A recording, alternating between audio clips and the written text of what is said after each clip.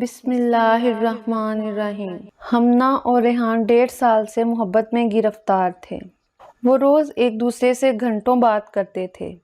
جس دن ایک دوسرے سے بات نہ کرتے اس دن ان کا دن نہ گزرتا تھا، اور ایسا بس ایک بار ہوا تھا۔ ایک دن جب ریحان کے بار بار کال کرنے پر ہمنا نے کال نہ اٹھائی تو وہ پریشان ہونے لگا۔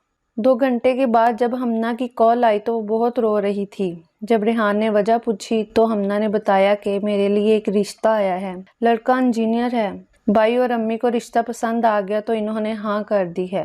یہ سن کر ریحان بہت پریشان ہو گیا۔ اس نے ہمنا سے کہا کہ میں کچھ کرتا ہوں۔ اس نے گھر جا کے اپنے گھر والوں کو سب بتایا اور گھر والوں سے کہا کہ میرا رشتہ لے کے جاؤ۔ جب وہ رشتہ لے کے گئے تو انہوں نے صاف انکار کر دیا۔ پھر ہمنا کی امی نے اس سے کہا کہ اس لڑکے کو منع کر دو کہ وہ دوبارہ تم سے رابطہ نہ کرے۔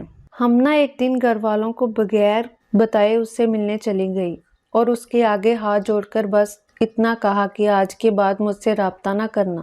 پھر ہمنا کی شادی ہو گئی۔ اس کا شوہر بہت امیر تھا مگر بہت کم ظرف تھا۔ ان کی شادی کو 3 سال ہو گئے تھے۔ ایک دن ریحان کو معلوم پڑا کہ اس کے شوہر نے اسے جلانے کی کوشش کی تھی۔ اس کے جسم کا بہت سا حصہ جلا ہوا تھا اور اس کے بعد اسے طلاق ہو گئی تھی۔ ریحان کو یہ سب سن کر بہت حیرت ہوئی۔ اس کے بعد ہمنا کے گھر والے بہت پریشان رہنے لگ گئے تھے کہ اب ان کی بیٹی سے کون شادی کرے گا۔ جب ریحان کو پتہ چلا تو اس نے اپنے گھر والوں کو ہمنا کا رشتہ لینے بھیج دیا۔